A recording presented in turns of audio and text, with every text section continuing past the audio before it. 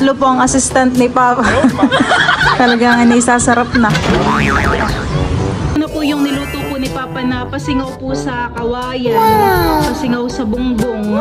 Napakasarap po na ito.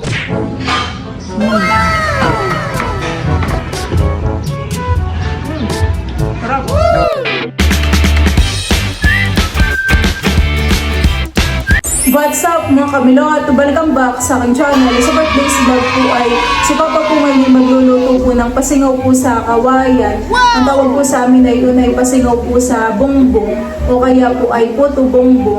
Bali yun po pala ay isa po sa mga delicacy po dito sa amin sa Infanta, Quezon. At bali yun po ay madalas pong niluluto kapag Pasko at Bagong Taon. Yun po palang pasingaw sa kawayan ay yun po ay kakanin.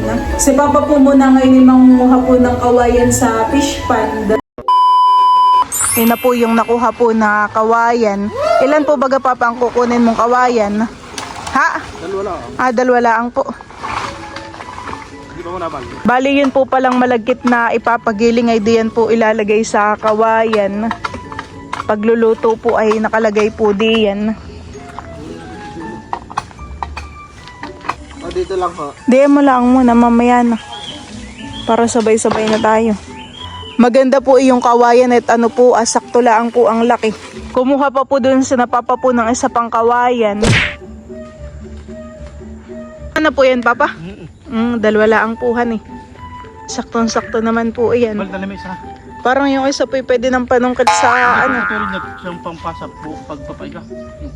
Kami naman po ngayon ipapunta po sa Kubo. Yan po ay doon po puputulin ni Papa.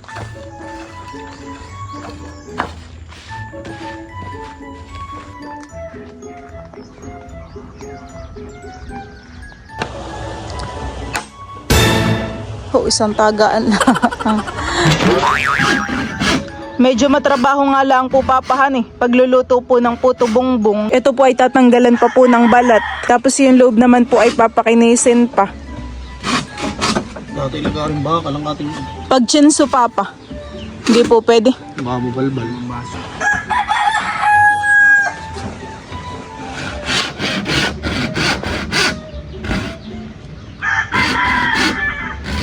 Ilan po kaya ang magagawa papahan eh?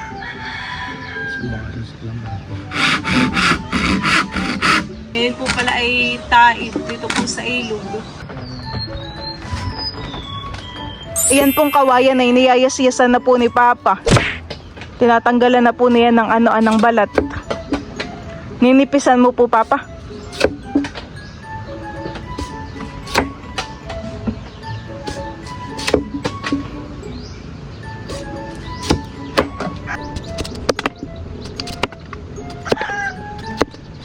Mga tita doon ay mahilig magluto ng ganito. Tuwing ano po han, New Year. Ay dati kami ng mga lulo dati ganoon din. Parang Nawawalan. tuwing bagong taon po hindi po mawawalan ng puto bongbonghan eh. Dati po Papa, ilan po ang inyong niluluto? Talaga pong napakaramihan eh. Lusak lang. Ay ilang peraso po iyon? Nasa ilan? Boy kung po, minsan naman ng balde.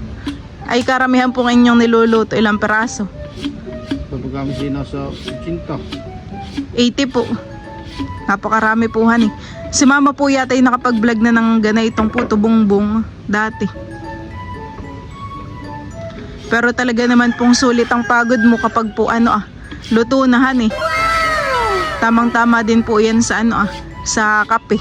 Parang kapag po Pasko at Bagong Taon na isabayan po may mga nagtitinda na po ng ganay puto bongbong. Hindi masilang lutuin at pagka iti nagkakrak at tumagas yung laman, hindi naluluto. What? Wala po. Ito din Papa ibantayin po han eh. Minsan po yung ganito ay nahihilaw. Kaya ay pero pagka sa gasolay maganda, ang apoy ay kon ang parehas. Kapag po sa kahoy minsan ay namamatay. Paulong-ulong. Na po yung nagawa po ni Papa. Gumaan na po yung yung kawayan. Gawa po ng natanggalan po ng balat. Tapos yung loob naman po ay aanuhin pa ng damit. Pag nabalbalo, pagka yung sininso ay katulad ng gano'n, nababa. Kaya bawal po ang chinsuhan eh. Pagawa na po si Papa dito ng panlinis po dun sa loob po ng kawayan. Bali yan po ay tela. Na inilagay lang po diyan sa kahoy. nililinisan na po ni Bali yung mga kawayan. Yun pong mga natanggalan na po ni Papa ng balat.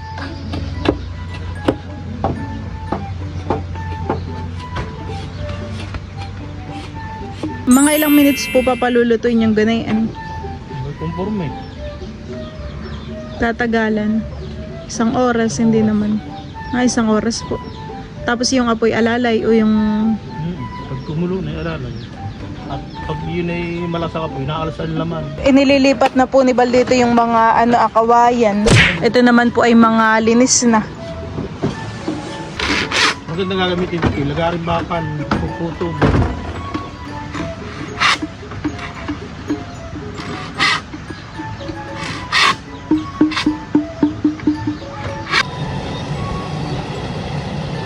Tinatahipan na po pala dito ni Mama po yung bigas. Nililinis na natin. Ito nilot ay 2 kilong malagkit na bigas at 2 kilong bigas na pansain. Pagsasamahin natin. Gawa ng pagpurong malagkit ay malambot. Kaya hinahaluan natin ng bigas. At kami po mamay papunta na rin po sa bayan. Papabaksin po namin si Teo ay sakto kami na po ang magpapagiling. So ito na yung hugasan ko na rin muna bago dalhin sa bayan. Tatanggalin natin yung mga design. Mayroong napapasamang bato. Kaya tatanggalin natin. Ito kaya ito ang bato.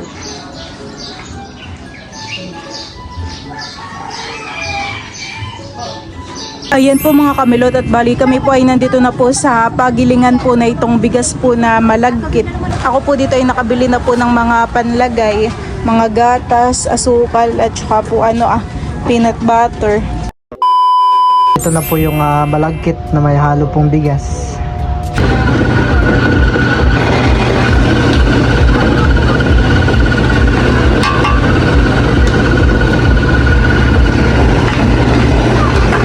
Ito po ay yung ginigiling na po muna ay yung mani.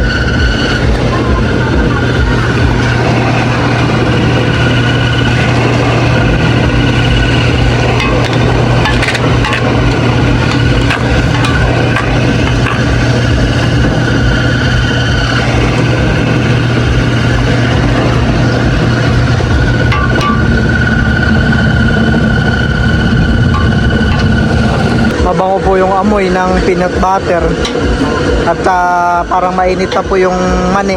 Yung po yung mani ay bagong gisa.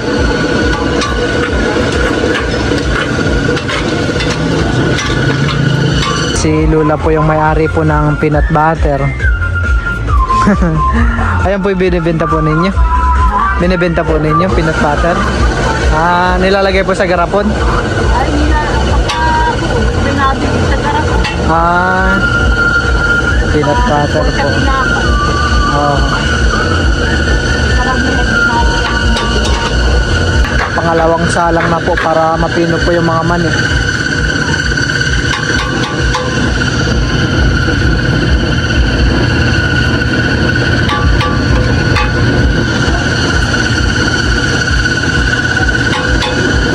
Ayan po at ito na po yung sa amin, yung malagkit po.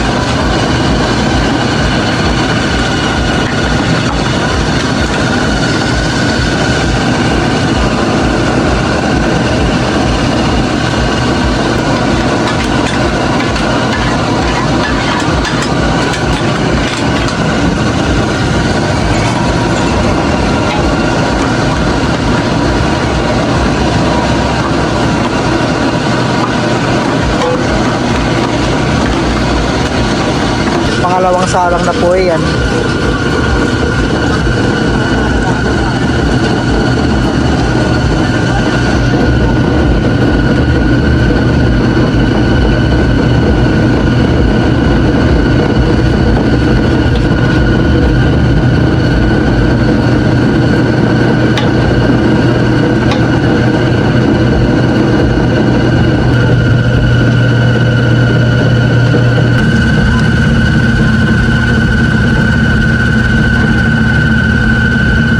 Dapat nagiling na po yung malaki.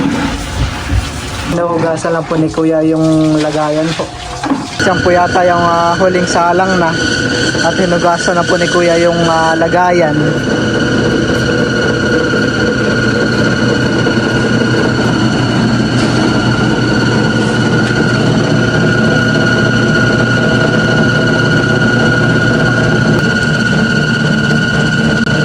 Tapos ko na po itong may pagiling. Ito pong malagkit na may halong bigas. At kami po iuwi na. Bali, doon po nakaparking sila Milot sa palengke. Aking lalakarin na lang po. Yan po mga kamilot at bali, ito na po pala yung aming pinagiling po na bigas po na malagkit. Yan po ay lalagyan na po ni Papa ng tinunaw po na asukal. Yan po ay pampakulay. Bango po ng amoy. Lalagyan din po ni Papa ng vanilla.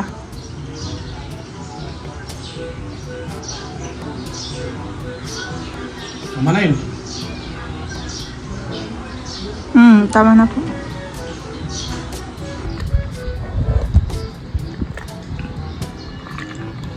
Ayan po, ihalo-haloin lang hanggang sa maging okay na po yung kulay. Ma-mix na po yung tinunaw na asukal. Kailan po pa yung nagawa mo? 225 yan. Hindi ko alam kung 25 po. Baka mamaya ay kulang. Pero may kawayan pa po doon pampabango. Ayan yan. May flavor na peanut butter.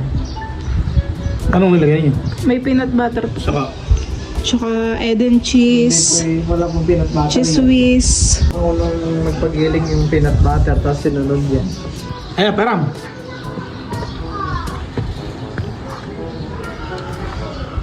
Kailangan po halong-halo. Buo to ibang kulay yan.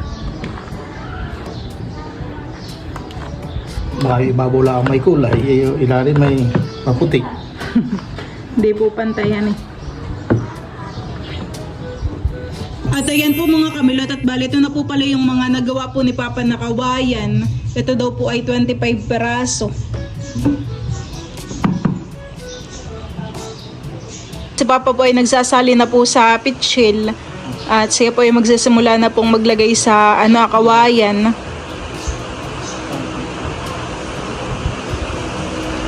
Naka-ready na rin po dito pantali at sa ibabaw po ay lalagyan po ng dahon po ng saging. Pinakang takip po na ang kawayan. Tinataktakan na po. Kaya po Papa ay pupunuin. Papa? Hindi po. At ayan po inaalis sa payhan Kailangan po hindi puno. Ganito po yung gawa po ni Papa. Kalahati lang po. Yun po pala kalahati lang hanggang dito po siya. Hanggang dito po. Pag po ito'y naluto ay naalis pa. Magiging hanggang dito po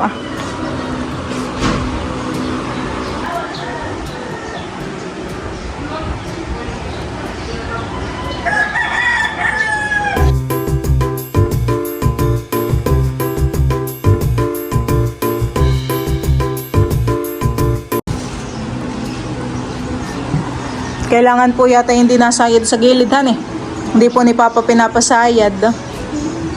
At dito po may mga natalian Meron na po ditong 4. Si Mama po ay tumutulong na din sa pagtatali. Ano Papa? Ganun. 3 po ang assistant ni Papa. Talagang naisasarap na. Tutulo na Papa yung gilid. Yan. Tama maluto, sabi ang pati ah. Huwag mo na milot, niya pa mo. Dito naman po ay hinuhugasan na po ni Bali yung balde. Diyan po ilalagay po yung mga kawayan.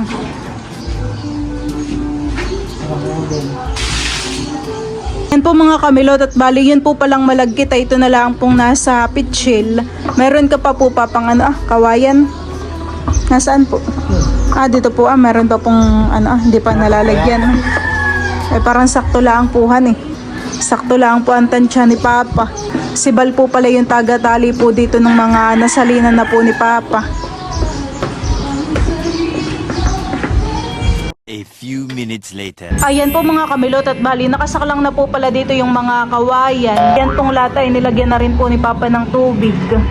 Bali ang apoy naman po na yan ay alalay-laang. Yan po, ito po ay maya-maya pa. Mga 1 oras po ang pagluluto. Yan po ay unang saklang palaang. Si Papa po ay nag-ahon na po ng ng pasingaw. Wow. Ano po, luto na din Papa. Bango po Palagay na po ni Papa sa basket.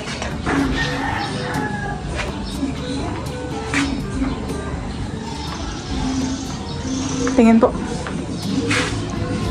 Luto naman po Ganito po yung nasa loob po niya.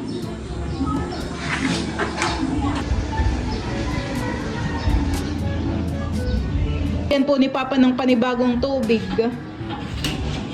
Siya po yung magsasalang na po ulit.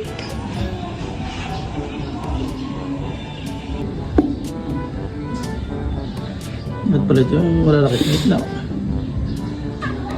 Yan po Papang nasa timbay kasya po din sa lata. Siguro.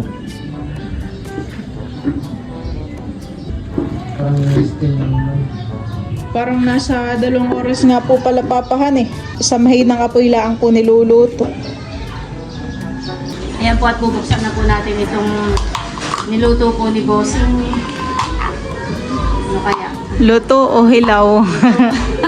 Magkakaalaman na Ayun. Pero feeling ko naman po yung luto Mama.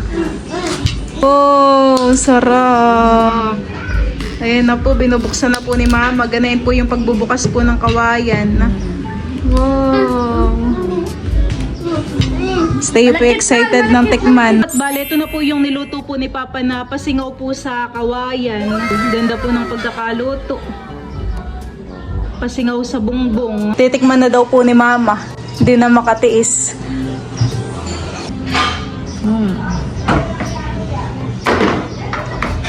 Wow, sarap. Ito titigas pa. Titigas pa po.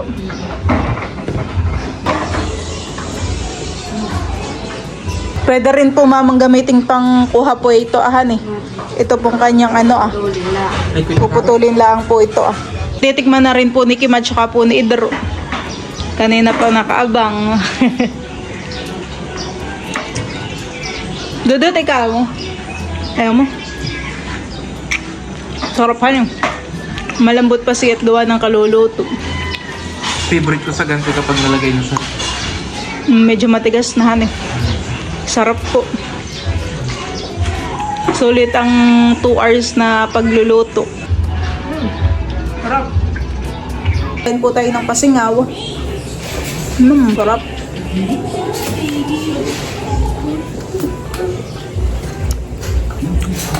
Sarap po na ito sa kape.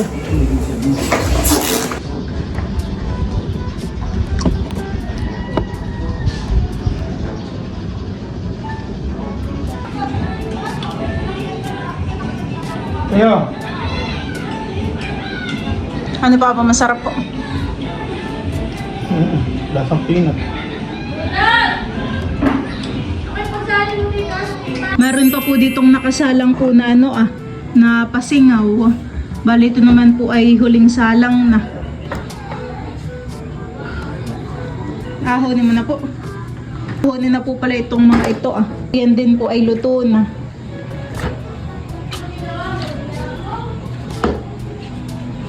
Marami din po pala. Isang basket din po. Yung 22. Hala, ibubutasin naman ni Teo. Mainit.